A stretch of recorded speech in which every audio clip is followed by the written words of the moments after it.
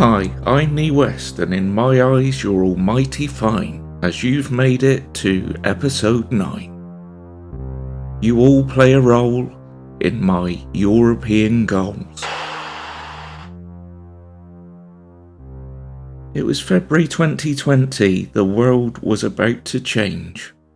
Amazon's Bezos pledged 10 billion of climate wealth. Korean film Parasite wins Best Picture showing its range. COVID-19 spread a horror for world health. As Asia began locking down, worried, yeah, me too, but me and Donnie weren't yet ready to mini break our run. PPE packed and into Portugal we flew, prepared for the Europa League once more, and FC Porto versus Bayer Leverkusen.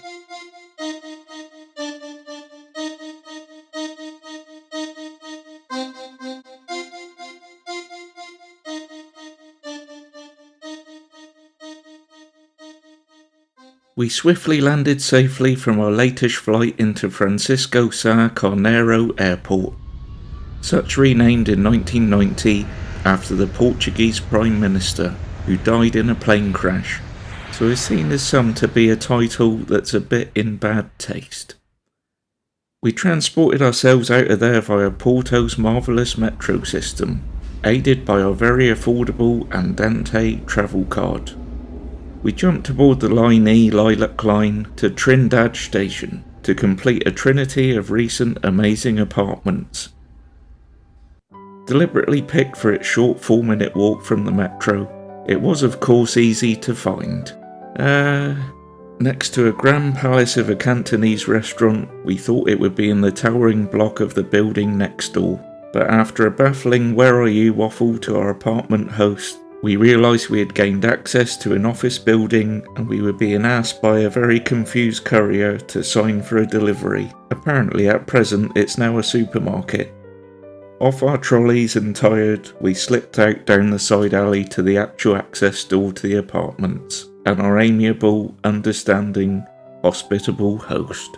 She couldn't do enough for us, including eventually taking down and fitting a double duvet after a wrestling match, which saw several kickouts of cover attempts. Throughout the trip she would send suggestions of places to visit. We didn't need Google Maps too much with such a guide. Quaffing a complimentary bottle of plonk, we wound our weary selves down with some wine, ready to open up a day of Porto pics.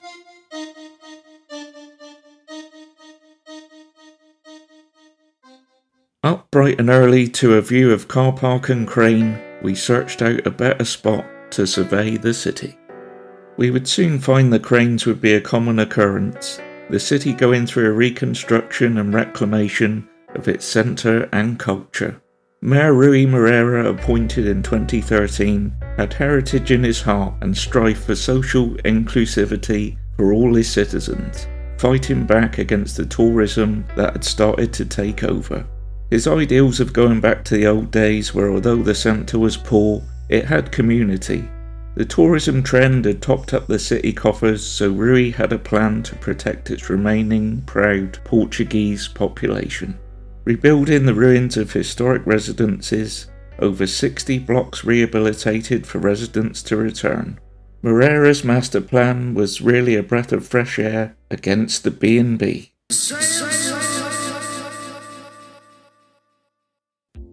It kinda then made sense that our first encounter was with Porto City Hall, at the top of Avenida dos Aliados, and it's Porto in big blue letters of course. Its central clock tower overlooking the square of Praça General Humberto Delgado at its front, and behind the Praça de Trindade, with its granite orange grove fountain in place since 1972. Resembling a municipal big bird bath, a sipping seagull stood perched ready to strike on any unsuspecting patron's sarnie. With commerce you need cash, and we negotiated our way past beautiful bank buildings for Mutual Banco Montepio, the oldest financial institution in Portugal, and arriving at Praça de Liberdade in Beaux Arts style, Banco de Portugal, the national bank, founded in 1846. Passing by the climbing Clerigos Baroque bell tower, seen as some as the best site for scenic snaps of the city. Unabashed we went beyond the stern bespectacled sculpture of former bishop Dom Antonio Ferreira and opted for the freedom of a vast viewpoint in the Vitoria vicinity, ironically picking a place nearby the Portuguese centre of photography.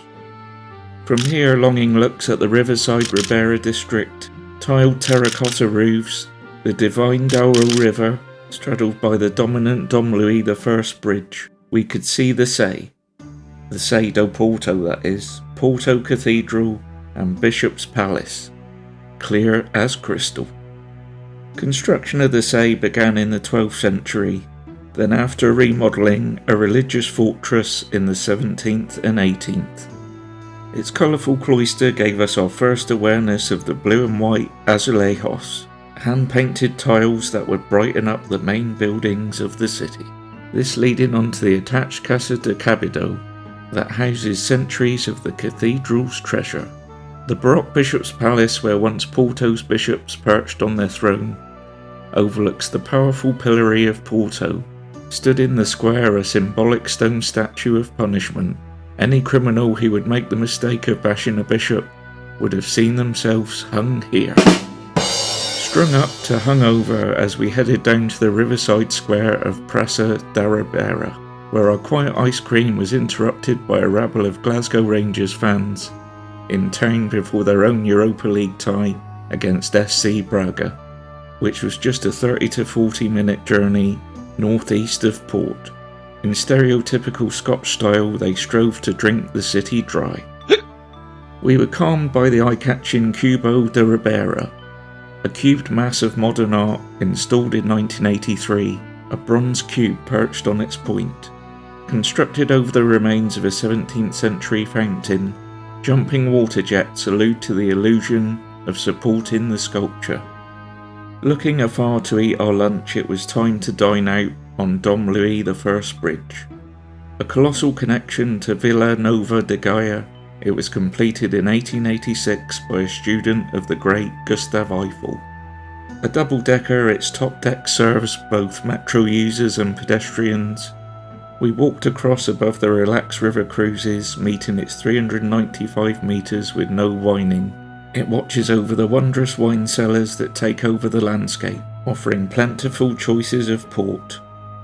Brits Graham, Sandeman and Warris, the oldest Brit port house in Portugal, and local plonk, Calem and Ferreira. And of course, if you get too pissed, Cockburns. Coburns. Cockburns, is it? Cock.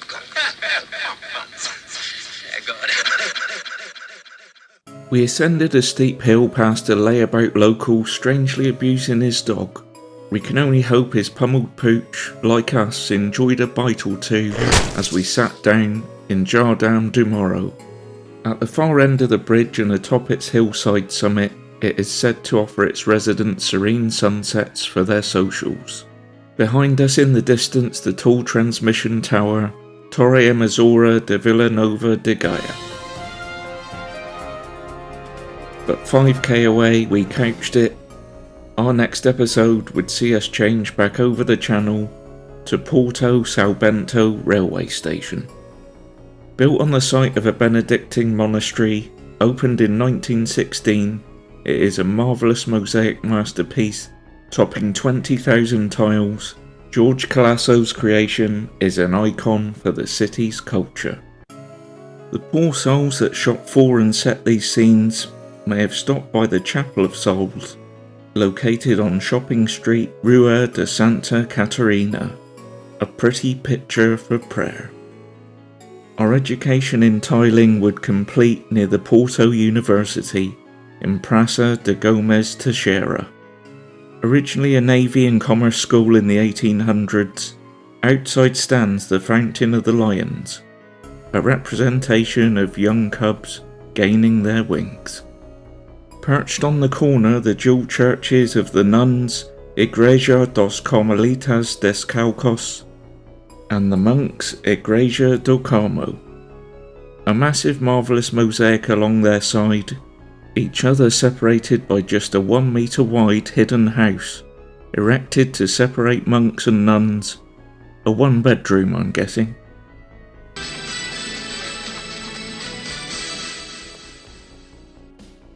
To finish the day, we would transport ourselves to Jardin de Palacio de Cristal. Well, I know the Eagles were looking to freshen up their Selhurst Park roost. A park for all seasons, an iron and glass palace was built to house agricultural and artistic exhibitions, but a lack of attendance saw the council take care of it in 1951, demolishing the palace and designing a domed sports pavilion, initially hosting the 1952 Roller Hockey World Championship.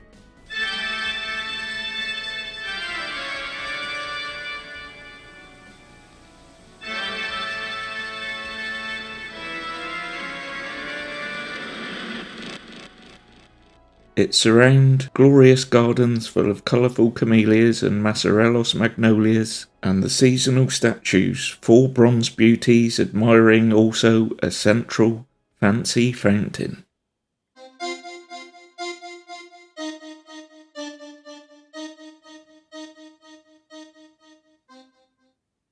"27th of February 2020, Match Day.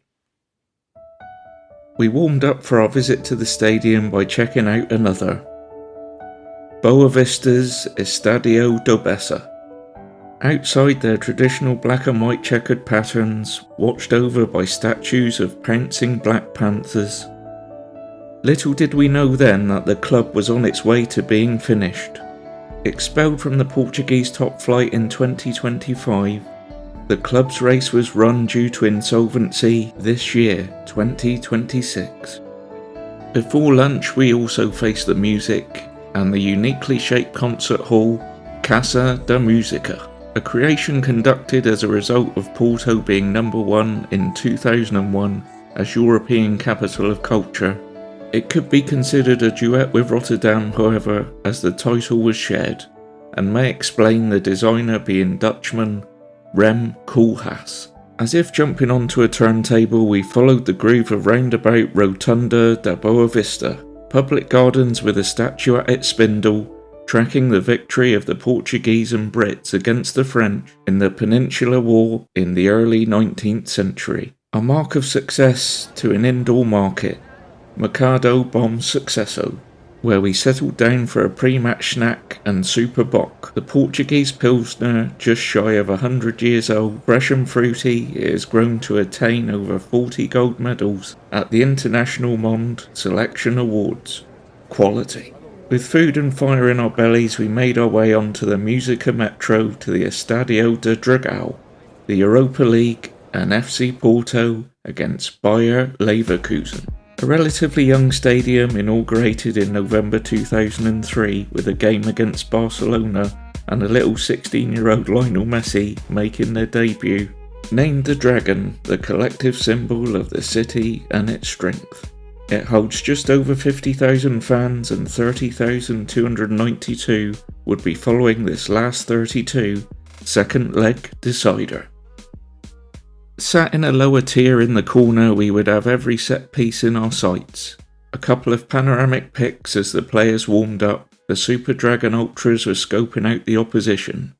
Flags flying and supporter scarves aloft, accompanying the club anthem.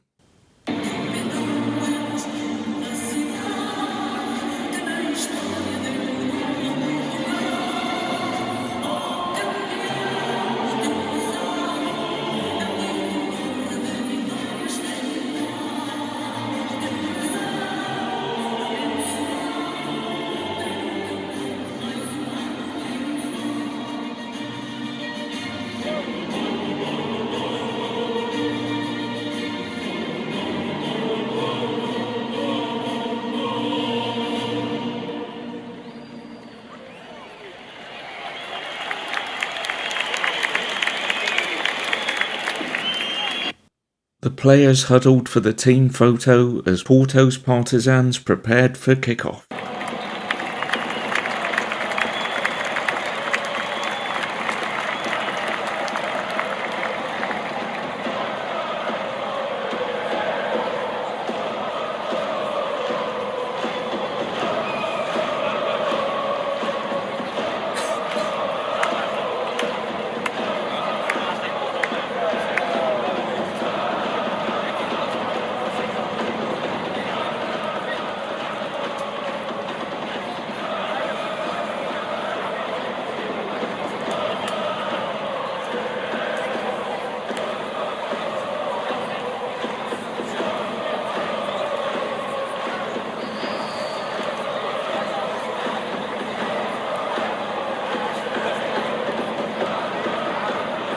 The Porto head coach was Sergio Conceição, a former young Dragon making his playing debut for the club at the age of 18. His playing career took him on to Italy, Belgium, Kuwait and Greece. The wicked winger won over 50 caps for his country and picked up the Porto reins in 2017, winning the Portuguese league title in his first season, their first in 5 years.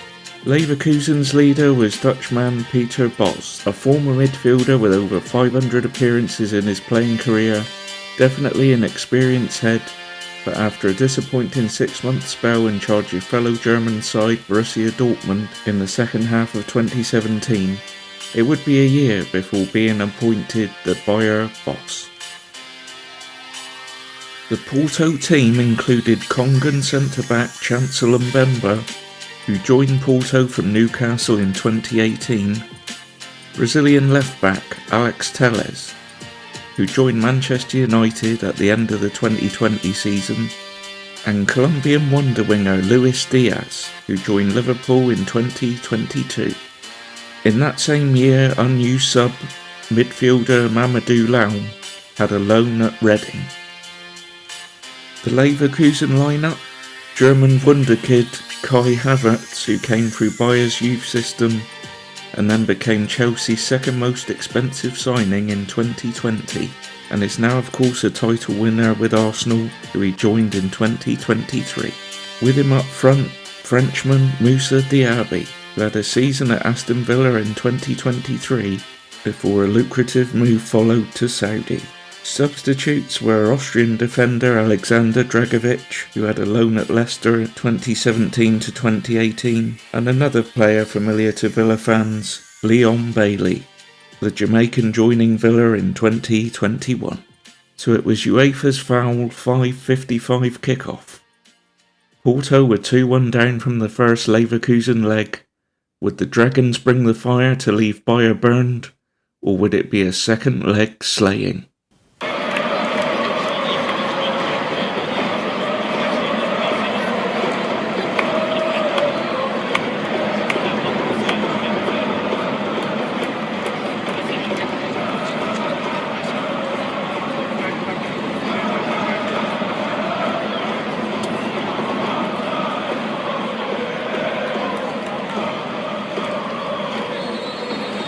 The Portuguese tinderbox was snuffed out in just 10 minutes. Strong skill from Kerem Demirbay, dazzling 3 dithering Porto defenders on the right of the D, passing on to his left Havertz, then on again into a free Lucas Alario on the left of the box to comfortably pass right-footed past Argentine Augustin Marchesán in the Porto goal, 1-0, after 3 minutes spent with a video assistant, that is. So the plan ripped up early, further off course after losing Luis Diaz to injury and a physical first half, ending with more yellow cards than shots on target. A further sub was made at half-time, upping the physicality even further. Portuguese legendary international centre-back Pepe. Not sure this was the best move, chasing at least 2 goals, and unfortunately for Porto, Leverkusen would not be lying down. In the 50th minute, a powerful drive into the box by Diaby, found by Demirbay, Marchesán strongly out to clatter man and ball, Diaby cartwheeling to the deck, the ball picked up calmly on the edge by Havertz, to find Demirbay once more, to lamp the ball through the dazed keeper. The Dragons' defence now all at sea and caught off guard again in the 57th. Havertz on the right of midfield with a simple pass inside past a trio of trailing defenders. Dynamic Diaby once more into the box, his initial left-footed shot saved, but sharp awareness to roll the rebound to his right for Havertz to place the ball into an empty net. 3-0 and 5-1 on aggregate. But suddenly a glimmer of hope, and a few minutes later a goal back. Otavio battled hard on the right side of the box, dug a brilliant cross out from the byline for Malian Moussa Marega, to power a header into the top left corner past Lukas Hradecky in the Leverkusen goal from around the penalty spot. 3-1 and 5-2 with around half an hour to go. Could the comeback be on?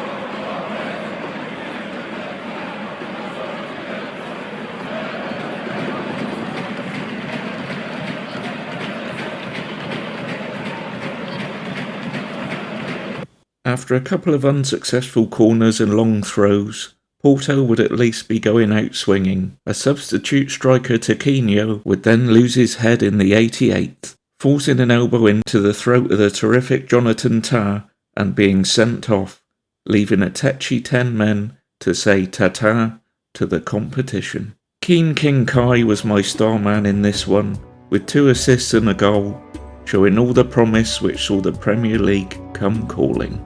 Quicker to the punch, lively Leverkusen would reach the quarter-finals of the competition. After a near 5-month COVID delay between first and second last 16 legs, they would wrap up a 4-1 aggregate roll over our Rangers friends in an empty home stadium in August. The COVID cram meant just 4 days later a single quarter-final decider was played in deserted Dusseldorf. Italians into Milan, knocking the Germans out. With the locals walking home despondently, we followed their lead. A trick we would learn for future trips when metro stations are close to one another. A swift if dusty dirt path was a shortcut to a quicker and more comfortable seat back into the centre of the city.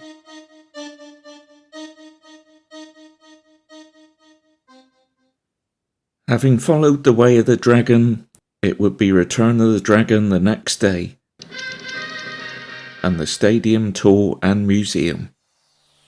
Able to examine everything in greater detail, at the exterior a dragon breathing fire and a big blue and white panelled ball, with the blue and white reflected on traditional tiled walls on the interior, with colourful characters of the dragons, players in action and lifting trophies. The amazing art continued with magic murals on the ceiling of the changing rooms, celebrating their successes and fitting in their former players, including a player we had got to know well by this point, a young James Rodriguez. We sat in the cosy press room imagining how heated it would have been after the match. Escaped in the team double-decker bus and via the perfect pitch, dug out our cameras and admired the roofs of the red residences in the distance. Making our way to the exit through the usual marvel at the museum, chock full of championships and old shirts, boots and kits. We were chomping at the bit to celebrate the city's sense of community with some local cuisine.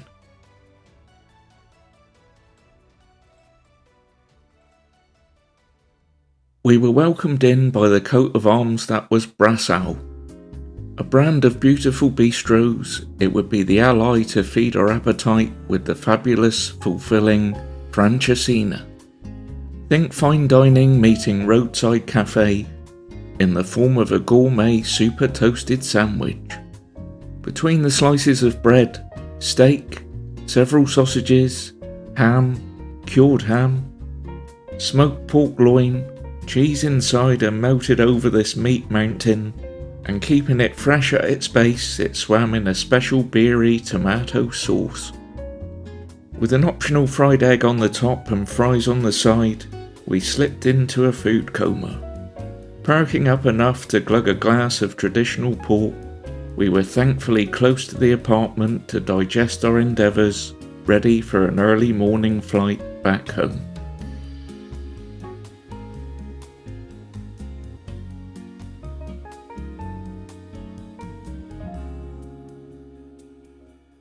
That leads us nicely into this episode's City Summary. Masters of Meat. The bright blue and white. Terrific tiles. Resilient reconstruction. A proud port. And a port lover's paradise. A perfect place for a mini break or long weekend. Plenty of time to explore either by foot or transport, and we were made to feel very welcome, even though with 2 defeats from 2, Portuguese clubs may not want us coming back. There was something in the air. The recirculated coughing from some returning Rangers fans on the flight back would have us holding our breath, in anticipation of what would come next.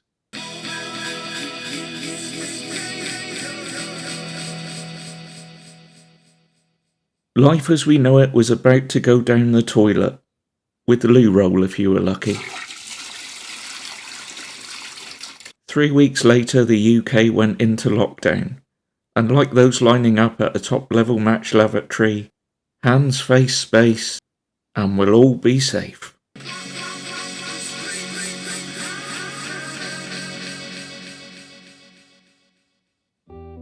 I know I'm a joker, but this shit was serious, and a couple months on I would be mourning the death of my father. It would be a new normal that I would need to face: empty stadiums, an empty heart, an empty nation.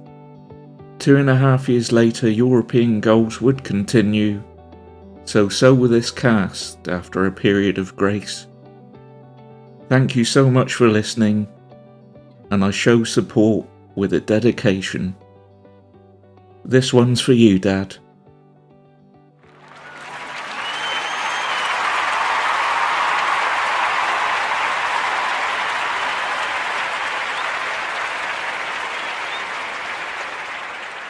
Sarge.